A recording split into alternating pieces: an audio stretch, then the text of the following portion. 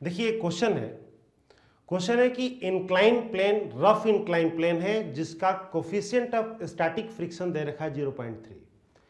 इस rough incline plane पर एक 10 kg का ब्लॉक रखा हुआ है और इस ब्लॉक को F फोर्स लगा करके हम पुल कर रहे हैं। फोर्स की डिफरेंट मैग्नीट्यूड दे रखी है आपकी क्वेश्चन के अंदर। इंक्लाइन प्लेन का इंक्लाइनेशन दिया हुआ है 37 डिग्री एंड इस 37 डिग्री की वैल्यूज कॉस में एंड साइन में आपको दिया हुआ है। हमें क्या बताना है कि बॉडी रेस्ट पर है, इसके लिए फ्रिक्शन फोर्स का मैग्नीट्यूड कितना होगा एंड फ्रिक्शन फोर्स की डायरेक्शन क्या होगी। इसके लिए सबसे पहले हमें यह देखना पड़ेगा कि यहां पर mg के जो कंपोनेंट हैं ये mg cos 37 and mg sin 37, इसमें mg sin 37 की वैल्यू कितनी होगी, क्योंकि mg sin 37 ही डिसाइड कर पाएगा कि बॉडी किधर चल पाएगी। अगर mg sin 37 की वैल्यू इस 40 न्यूटन से ज्यादा हो गई, उस मोमेंट पर क्या होगा, फ्रिक्शन इधर जनरेट हो जाएगा। और अगर mg sin 37 इस 40 न्यूटन से कम हो जाएगी तो फ्रिक्शन इधर जनरेट हो जाएगा। तो ये वैल्यू पर डिपेंड करता है कि mg sin 37 की वैल्यू क्या है। तो सबसे पहले हम कैलकुलेट करें कि mg sin 37 की वैल्यू क्या होगी। दैट मीन्स अगर mg sin 37 की वैल्यू कैलकुलेट करें हम, तो m हो गया 10, g हो गया 10, जो आपको दिया हुआ क्वेश्चन के अंदर कि use g equal to 10 metre पर second square and sine 37 is your 3/5, 5 टू जा 10, 10 टू जा 20, 23 जा कितना हो गया आपका 60 न्यूटन। देखिए अब ये 60 न्यूटन डिसाइड कर पाएगा कि फोर्स ऑफ फ्रिक्शन कहां पर है, किस डायरेक्शन में है और कितना है, क्योंकि बॉडी रेस्ट पर है। अब देखो अप्लाइड फोर्स फर्स्ट केस के लिए अगर हम फर्स्ट केस डिस्कस करें तो अप्लाइड फोर्स 40 न्यूटन दिया हुआ है। इस अप्लाइड फोर्स से mg sin 37 की वैल्यू क्या है, mg sin 37 की वैल्यू अप्लाइड फोर्स से ज्यादा है, यानी अप्लाइड फोर्स की वैल्यू mg sin 37 से कम है। इसका मतलब ये हो गया कि बॉडी नीचे की तरफ क्या होगी, स्लिप होगी। अब फ्रिक्शन कितना लगेगा इसके ऊपर, तो इस फ्रिक्शन को कैलकुलेट करने के लिए हमें फोर्स दे रखा है ये 40 न्यूटन और ये है sin 37, तो फ्रिक्शन फोर्स इस डायरेक्शन में लगेगा।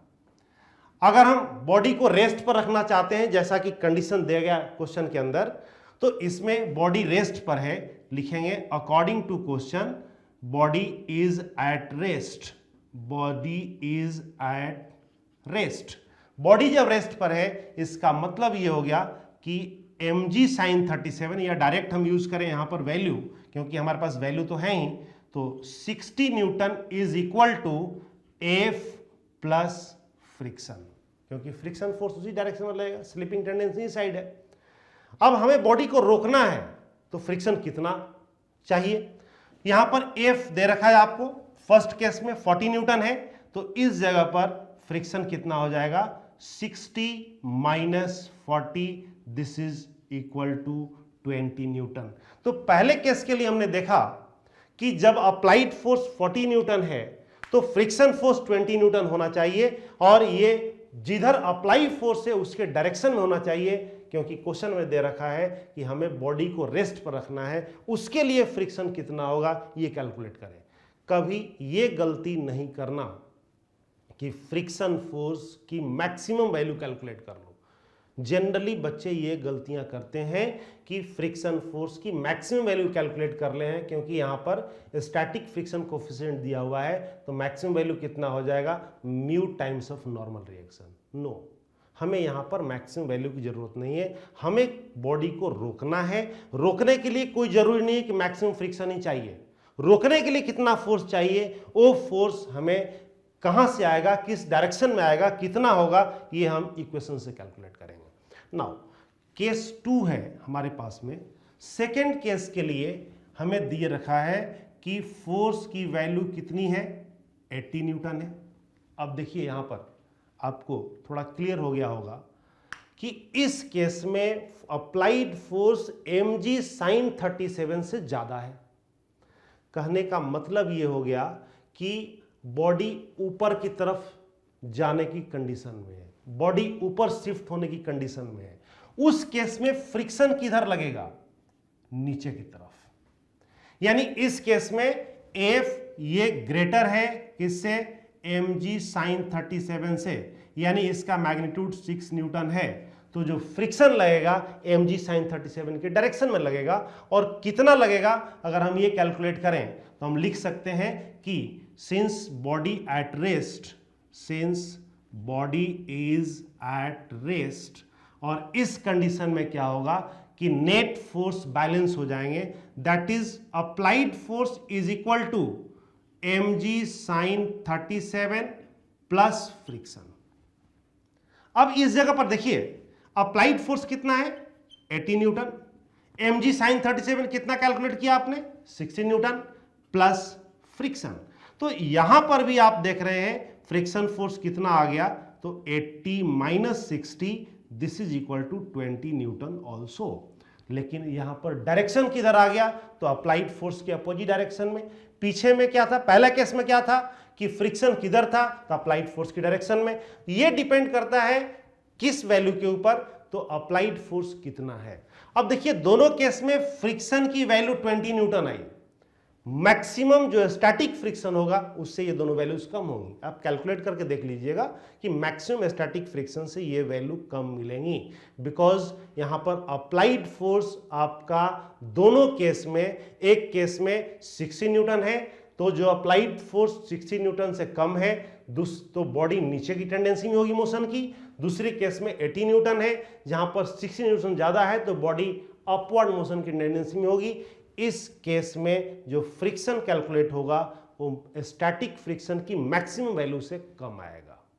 तो इस तरीके से हमने डायरेक्शन एंड मैग्नीट्यूड कैलकुलेट कर सकते हैं। और ऐसे ही क्वेश्चन को सॉल्व करने के लिए आपको पहले चेक करना पड़ेगा कि वहां पर क्या कंडीशन हो सकता है।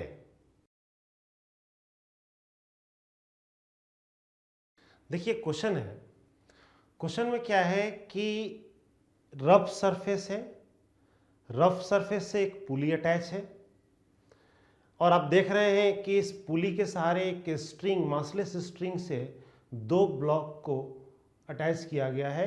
एक को सरफेस पर रखा गया, दूसरे को हैंग कराया गया। गिवन है कि m2 का मास 10 kg है।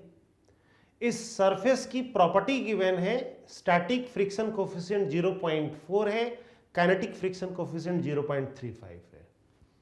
बताना यह है maximum value of m1। First case में m1 की मैक्सिमम वैल्यू क्या होगी कि ब्लॉक m2 स्लिप नहीं करे।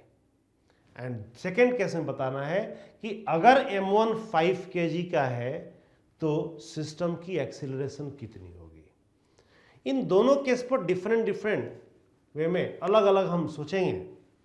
पहले तो हम ये सोचें कि इस जगह पर जब सिस्टम नहीं मूव करेगा उस केस में मैक्सिमम स्टैटिक फ्रिक्शन कितना चाहिए, ये कितना होता है इस जगह पर। अगर हम इसको देखें तो स्टैटिक फ्रिक्शन कोफिशिएंट 0.4 है, तो ये सरफेस मैक्सिमम स्टैटिक फ्रिक्शन की वैल्यू कितनी होगी अगर ये हम कैलकुलेट करें तो मैक्सिमम स्टैटिक फ्रिक्शन होगा हमारा mu times of normal reaction, mu S into N2, क्योंकि यहां पर नॉर्मल रिएक्शन N2 है और इसकी वैल्यू M2G के इक्वल होगी।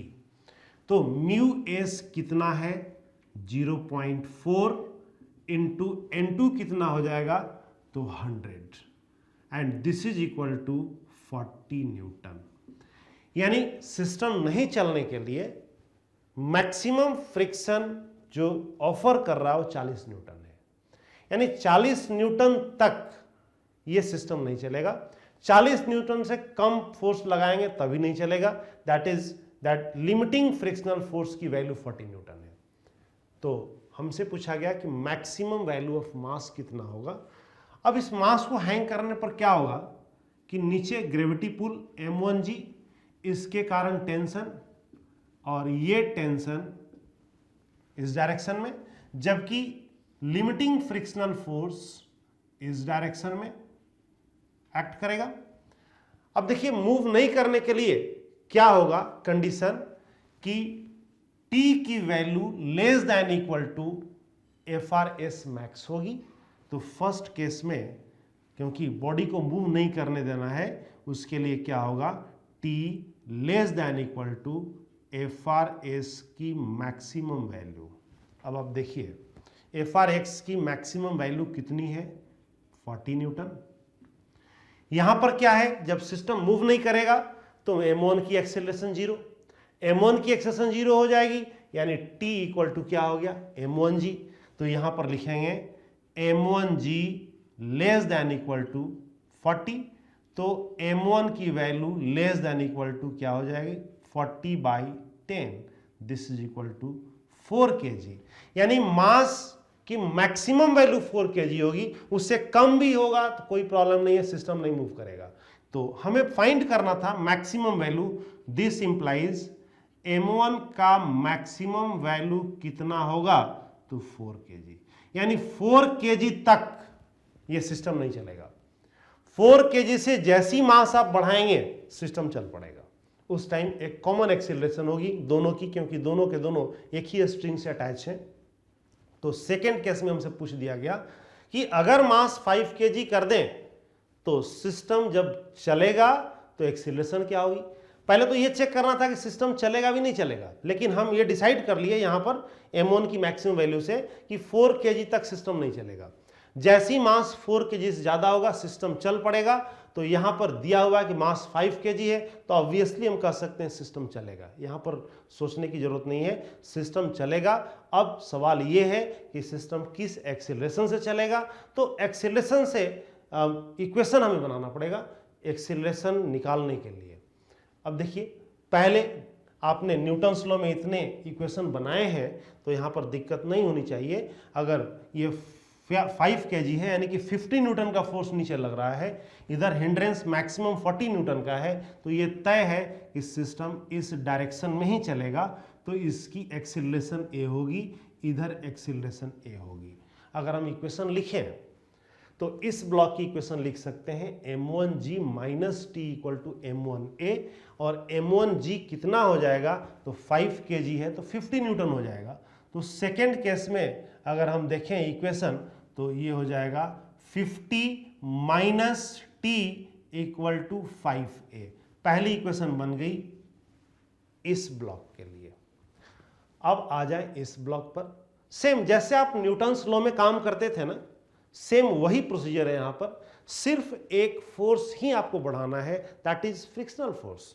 फ्रिक्शनल फोर्स की डायरेक्शन बस सेंस ऑफ मोशन के अपोजिट कर देनी है और उसके अकॉर्डिंग इक्वेशन लिख लेना है। वहां पर क्या था, बिल्कुल स्मूथ सरफेस था, वहां पर ये फोर्स नहीं लगता था तो सिर्फ टेंशन इसको खींचता था। अब यहां पर एक फोर्स बढ़ गया, एक फोर्स बढ़ गया तो नेट फोर्स निकाल लेंगे equal to mass into acceleration.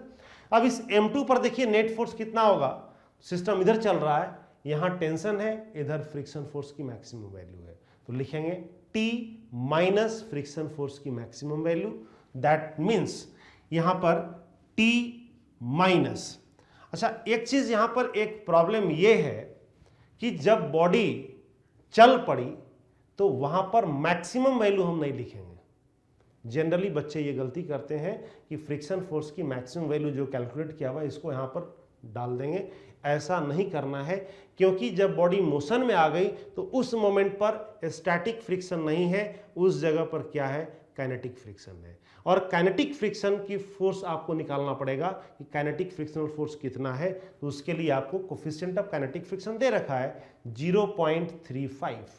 तो काइनेटिक फ्रिक्शनल फोर्स कितना हो जाएगा, तो हम यहां पर कैलकुलेट अगर करें तो काइनेटिक फ्रिक्शनल फोर्स 35 न्यूटन आ जाएगा, क्योंकि 0.35 इंटू नॉर्मल रिएक्शन कितना हो गया m2 इंटू जी, यानी कि 10 इंटू 10 100, यानी 0.35 इंटू 100 कितना हो गया 35 न्यूटन। तो 35 न्यूटन काइनेटिक फ्रिक्शन होगा। यहां पर गलती से स्टैटिक फ्रिक्शन की मैक्सिमम वैल्यू नहीं डालनी है, बिकॉज बॉडी मोशन में है तो हम यूज करेंगे फ्रिक्शनल फोर्स काइनेटिक। तो यहां पर हो गया ये T minus 35 is equal to mass कितना है 10 into a. This is second equation. अब देखिए इन दोनों इक्वेशन को सॉल्व करना है, t से t कैंसिल, क्या बच गया 50 minus 35 equal to 15a and this is equal to 15 equal to 15a, so a equal to 15 by 15 equal to 1 metre पर सेकेंड स्क्वायर। तो इस तरीके से हमने देखा कि अगर मास 5 kg कर दें तो सिस्टम की एक्सीलरेशन 1 मीटर पर सेकेंड स्क्वायर आ जाएगी, लेकिन अगर मास 4 kg से कम होगा टिल 4 kg तक तो सिस्टम नहीं चलेगा। तो इस तरीके से आपने देखा कि अगर क्वेश्चन में दिया हुआ है जो चीज़, हमने उसको सोचने के लिए क्या क्या पैरामीटर यूज किए, किस तरीके से सोचे। तो इस तरीके से आप प्रॉब्लम को एक बार पढ़ें और पढ़ने के बाद आप सोचें और सोचने पर फिर आप अप्लाई करें कॉन्सेप्ट्स को, प्रॉब्लम निश्चित रूप से सॉल्व हो जाएगा। देखिए क्वेश्चन है, क्वेश्चन में कि एक हेमीस्फेरिकल बाउल है। हेमीस्फेरिकल बाउल का सरफेस रफ है जिसका कोफिशिएंट ऑफ फ्रिक्शन दे रखा है 1/3 और एक इंसेक्ट यहां से क्रॉल करते हुए ऊपर जाता है। बताना यह है कि ये इंसेक्ट कितना एंगुलर डिस्प्लेसमेंट की मैक्सिमम वैल्यू क्रॉल करेगा, यानी कि अल्फा कितना क्रॉल करेगा, इस अल्फा की वैल्यू बतानी मैक्सिमम, कि उसके बाद स्लिप कर जाए। यानी कि हमें बताना है कि इंसेक्ट मैक्सिमम कहां तक जाएगा जबकि उसके बाद क्या हो जाएगा, स्लिप करेगा। एक मोमेंट आएगा दैट इज इक्विलिब्रियम का, जहां पर वो मैक्सिमम वैल्यू अल्फा की आएगी। हमें वही बताना है और आपके लिए ये 4 ऑप्शन दिए गए हैं, first, second, third, fourth. Calculate करने के बाद हमें पता चलेगा कि इसमें से कौन सा ऑप्शन करेक्ट है। यानी अब हम देखें इस इंसेक्ट के डायनेमिक्स के बारे में। मान लीजिए इस इंसेक्ट का मास m है और अगर हम इस पर अगर डायनेमिक्स अप्लाई करें, इस इंसेक्ट के ऊपर अगर हम सारे फोर्स को देखें तो पहला फोर्स mg आएगा नीचे की तरफ। हमने मान लिया m क्या है, मास ऑफ इंसेक्ट। ध्यान रहे हमने ये डेटा एज्यूम किया है, आंसर के अंदर ये डेटा नहीं होना चाहिए। कभी भी याद रखना, अगर कोई चीज़ आप एज्यूम करते हो कुछ भी क्वेश्चन के अंदर, आंसर उसके टर्म में नहीं आना चाहिए, आंसर उससे इंडिपेंडेंट आना चाहिए। ऑलवेज आंसर जो गिवन डाटा है उसमें आना चाहिए। यहाँ भी आप देखिए जितने ऑप्शन हैं वो सब गिवन डेटा के टर्म में है। अब देखो इस जगह पर mg लग गया नीचे, दूसरा फोर्स लगेगा नॉर्मल रिएक्शन इस डायरेक्शन में। mg के 2 कंपोनेंट आएंगे, एक इधर आएगा और एक इस तरफ आएगा। देखिए ये अल्फा है तो ये भी अल्फा हो गया। mg का कंपोनेंट इस डायरेक्शन में कितना हो जाएगा, mg साइन अल्फा, इधर कितना हो जाएगा mg cos alpha. Maximum position पर क्या होगा, स्लिपिंग टेंडेंसी नीचे, क्योंकि जैसे जैसे इंसेक्ट क्रॉल करेगा और एक मोमेंट बाद जाकर स्लिप हो जाएगा, इसका मतलब कि जहां पर मैक्सिमम क्रॉल करके गया ये अल्फा, उस जगह पर स्लिपिंग टेंडेंसी नीचे है लेकिन स्लिप नहीं कर रहा है। जब स्लिपिंग टेंडेंसी नीचे होगी उस हालात में फ्रिक्शन किधर जनरेट करेगा, उसके अपोजिट डायरेक्शन में। तो यहां पर फ्रिक्शन फोर्स इस डायरेक्शन में जनरेट हो गया। अब देखो उस पर्टिकुलर मोमेंट पर अगर हम इक्विलिब्रियम की बात करें, उस पर्टिकुलर मोमेंट पर अगर हम सोचें कि अगर ये mg साइन अल्फा फ्रिक्शन के इक्वल हो जाता है तो उस मोमेंट पर स्लिप नहीं करेगा। हमें मैक्सिमम एंगल बताना है अल्फा का, तो हम मैक्सिमम पोजीशन पर डायनेमिक्स सोचेंगे, इक्विलिब्रियम सोचेंगे। तो इस मोमेंट पर अगर हम देखें अगर इसका सॉल्यूशन, तो हम कह सकते हैं कि since at the maximum value यानी एट द लिमिटिंग वैल्यू, हम क्या कह सकते हैं कि frictional force is equal to mg sine alpha. इस मोमेंट पर अगर फ्रिक्शनल फोर्स कैलकुलेट करें, this is mu times of normal reaction equal to mg sine alpha. अब देखिए यहां पर नॉर्मल रिएक्शन है mg कॉस अल्फा के इक्वल, तो हम कहेंगे mu times of normal reaction हो गया mg cos alpha equal to mg sine alpha, क्योंकि आपने सबसे पहले ये देखा है n इक्वल टू क्या है mg कॉस अल्फा, इसकी वैल्यू हमने यहां ले ली। अब देखिए mg से mg कैंसिल हो गया, this implies mu is equal to क्या लिखेंगे tan अल्फा। अल्फा की वैल्यू हमें फाइंड करनी है, म्यू दिया हुआ है। अब देखिए इस जगह से अगर हम देखें तो tan अल्फा कितना हो गया 1/3, तो अल्फा की वैल्यू tan इनवर्स 1/3 होगी। ऑप्शन में कहीं भी नहीं है, कहीं गलती से ऐसा नहीं करना, नॉन ऑफ दिस लगा देना, उस पर भी आप एक बार और सोचने की जरूरत है। हाँ, बच्चे ये मिस्टेक करते हैं, tan alpha 1/3, alpha tan inverse 1/3, कहीं नहीं है नॉन ऑफ दिस, नो। एक बार और सोचो, tan अल्फा अगर 1/3 है, इसका मतलब cot अल्फा कितना होगा 3, because cot alpha equal to 1/tan alpha. जब cot अल्फा 3 है, इसका मतलब अल्फा कितना हो गया cot इनवर्स 3।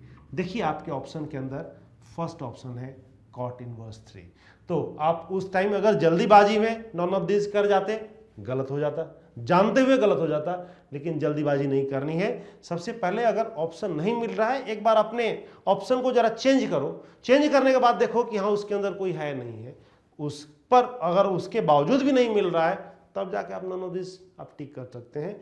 अदरवाइज पहले अपने ऑप्शन को एक बार पढ़ो और अपने क्वेश्चन को पहले उस ऑप्शन की तरफ ले जाने की कोशिश करो। अगर हो जाता है तो ठीक है, अदरवाइज नॉन ऑफ दिस तो है ही। तो इस तरीके से हमने देखा कि कैसे हम अल्फा की मैक्सिमम वैल्यू कैलकुलेट किए। एक क्वेश्चन है कि एक ब्लॉक जिसका मास m है, उसको एक रफ सरफेस पर रखा गया, जिसकी कोफिशिएंट ऑफ फ्रिक्शन म्यू दी हुई है, और कहा गया कि उस ब्लॉक को फोर्स लगा करके आपको पुल करना है। तो बताना यह है कि कितने एंगल पर फोर्स लगाया जाए और उस फोर्स की मिनिमम वैल्यू कितनी होगी just begin to motion of the block. That means block को जस्ट स्टार्ट करना है मोशन, लिमिटिंग के केस के बारे में सोचना है। तो उस मोमेंट पर हमें बताना है कि फोर्स को किस डायरेक्शन में अप्लाई किया जाए और इस फोर्स की मिनिमम वैल्यू कितनी होगी। अब आप देखो, इस जगह पर हमने मान लिया कि फोर्स को हॉरिजॉन्टल से थीटा एंगल पर अप्लाई किया गया। सपोज हमने फोर्स हॉरिजॉन्टल से थीटा एंगल पर लगा दिया। इस फोर्स के दो कंपोनेंट आएंगे, एक फोर्स का वर्टिकल कंपोनेंट होगा, एक फोर्स का हॉरिजॉन्टल कंपोनेंट होगा। Horizontal component is F cos theta, जबकि वर्टिकल कंपोनेंट कितना होगा एफ साइन थीटा। ये तो हमने फोर्स को रिजॉल्व कर लिया। अब यहां पर एक वेट mg, एक नॉर्मल रिएक्शन। अब देखिए ये ब्लॉक की स्लिपिंग टेंडेंसी इस डायरेक्शन में है because action of F cos theta, because the action of force. तो यहां पर एक फ्रिक्शन जनरेट हो जाएगा बैकवर्ड डायरेक्शन में, सरफेस ऑफ कॉन्टैक्ट के बीच में। अब देखिए यहां पर हमें क्या करना है कि क्वेश्चन में दे रखा है कि body just begin to move. Just begin to move का मतलब हो गया कि लिमिटिंग केस, उस टाइम बॉडी एक्सेलरेट नहीं हो रही है, उस टाइम हॉरिजॉन्टल फोर्स आपका इक्वल है। तो अकॉर्डिंग टू क्वेश्चन अगर हम लिखें, according to question body just begin to motion, that means F cos theta is equal to friction. ये चीज क्वेश्चन में दिया हुआ है। तो अब अगर देखें F cos theta is equal to friction की वैल्यू कितनी हो जाएगी, तो mu times of normal reaction. अब जरा यहां पर देखें, normal reaction plus F sine theta किसके इक्वल है, mg के इक्वल है। इस मोमेंट पर क्या होगा, कि mu times of normal reaction की वैल्यू कितनी लिखेंगे, mg minus of F sine theta, this is equal to F cos theta. अब देखिए यहां पर फोर्स को एक तरफ हम लाने की कोशिश करें, क्योंकि हमें फोर्स की मिनिमम वैल्यू के लिए थीटा बताना है, तो हम फोर्स तभी कैलकुलेट कर पाएंगे जब इसको इस साइड लाएं। तो यहां पर लिखेंगे एफ कॉस थीटा प्लस, अब इसको इधर लाएंगे तो mu F sine theta is equal to mu M G. F अगर कॉमन ले लें तो ये हो जाएगा हमारा cos theta plus mu sine theta is equal to mu M G. This implies F is equal to क्या हो गया, mu M G by cos theta plus क्या, म्यू साइन थीटा। अब आपने देखा कि यहां पर फोर्स थीटा डिपेंडेंट है, दैट मीन्स फोर्स का मैग्नीट्यूड थीटा के अकॉर्डिंग चेंज होगा। हमें बताना है मिनिमम फोर्स के लिए एंगल कितना होगा। अब आप देखो इस एक्सप्रेशन के अंदर हम थीटा को क्या करेंगे, थीटा की वैल्यू कैलकुलेट करेंगे फॉर मिनिमम फोर्स। देखिए ये मिनिमम फोर्स तभी होगा जब ये डिनोमिनेटर मैक्सिमम होगा। थीटा को वेरिएबल करके हमें सोचना है, डिनोमिनेटर क्या होगा, मैक्सिमम। तो लिखेंगे for minimum force, for minimum force के लिए क्या होगा कि cos theta plus mu sine theta की वैल्यू कितनी होनी चाहिए, मैक्सिमम होनी चाहिए।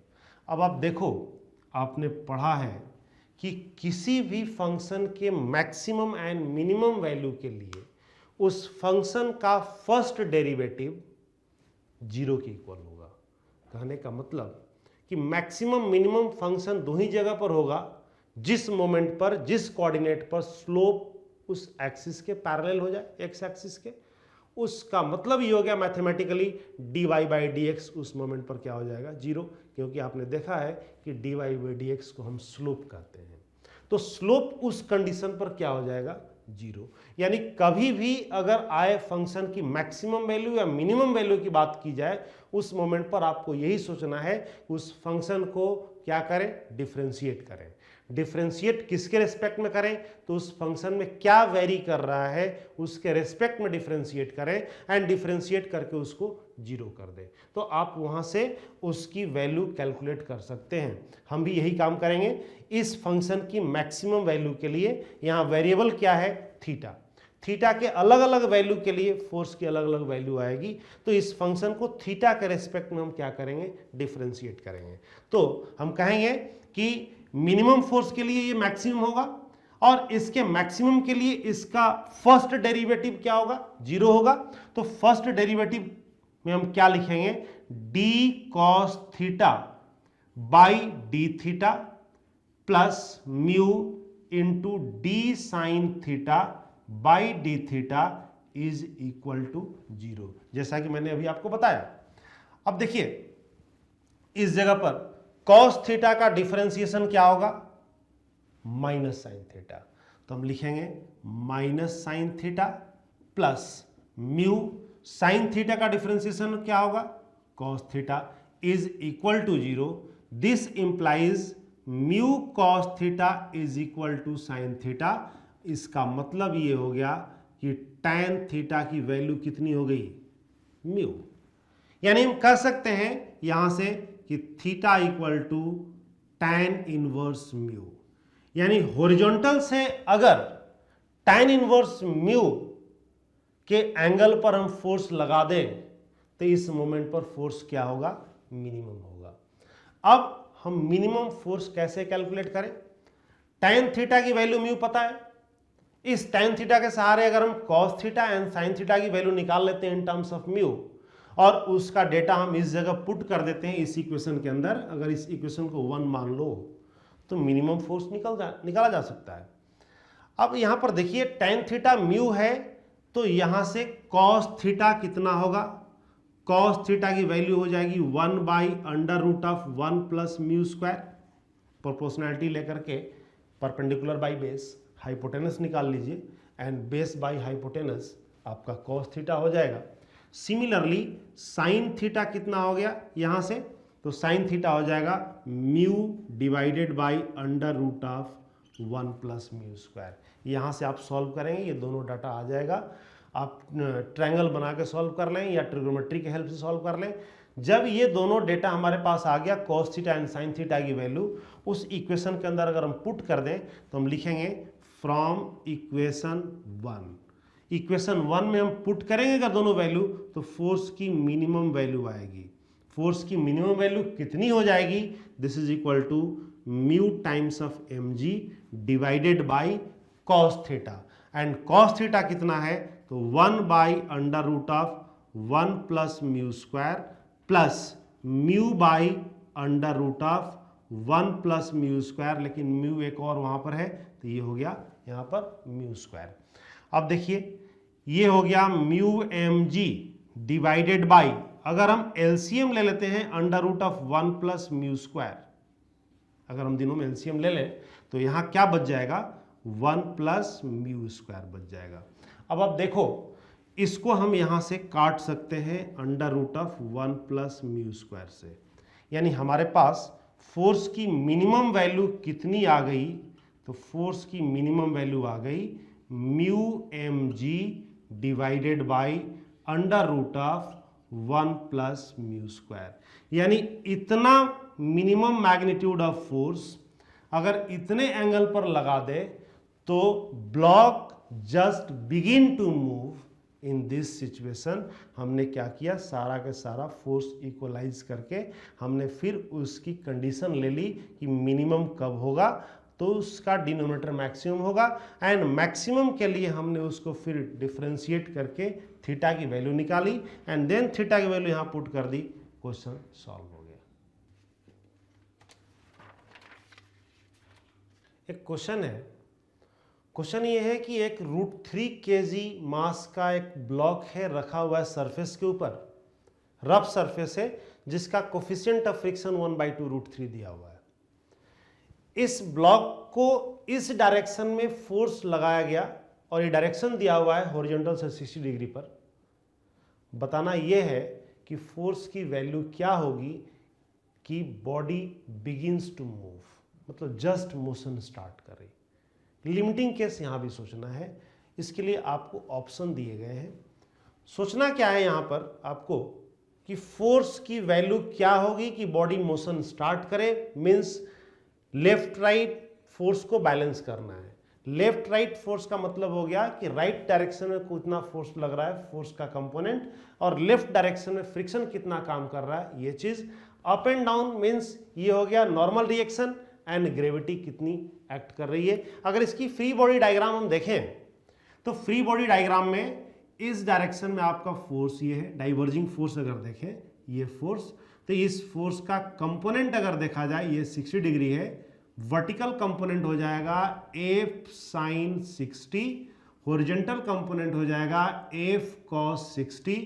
इस डायरेक्शन में नॉर्मल रिएक्शन, इस डायरेक्शन में mg हो गया √3 इंटू जी, और तब इस डायरेक्शन में फ्रिक्शन डेवलप हो गया।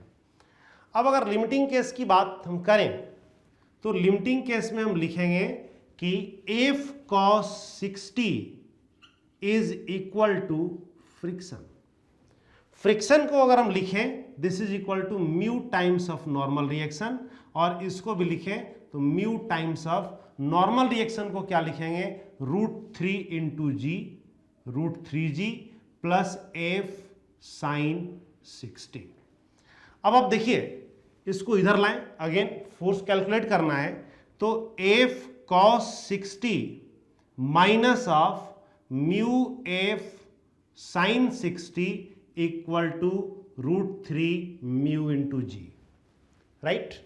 अब यहां से हम F कॉमन ले लें तो क्या बच जाएगा, cos 60 that is equal to 1/2 minus mu this is equal to 1/2 √3 into sine 60 की वैल्यू होती है √3/2 इज इक्वल टू √3, म्यू की वैल्यू है 1/2 √3 इंटू जी, जी की वैल्यू आप 10 ले लीजिए। √3 से √3 कैंसिल हो गया, यहाँ भी √3 से √3 कैंसिल हो गया। अगर इसको सॉल्व करें तो हम ये देखेंगे कि फोर्स यहाँ पर आ गया आपका 1/2 minus 1/4, this is equal to 1/4। This is equal to what, 10 divided by 2। तो इस 2 से 10 को काट दें 5 टाइम्स तो ये आ जाएगा 5। देयरफॉर फोर्स कितना हो गया, तो 4 × 5, दिस इज 20 न्यूटन। कहने का मतलब इस केस में अगर 20 न्यूटन हम फोर्स अप्लाई कर दें हॉरिजॉन्टल से 60 डिग्री के एंगल पर, तो body just begin to slide. और ऑप्शन में देखिए 20 न्यूटन है कि नहीं, तो ऑप्शन फर्स्ट करेक्ट हो गया। यानी हम कह सकते हैं कि मिनिमम फोर्स जो होगा बॉडी को मूव कराने के लिए इस कंडीशन में कितना होगा, 20 न्यूटन।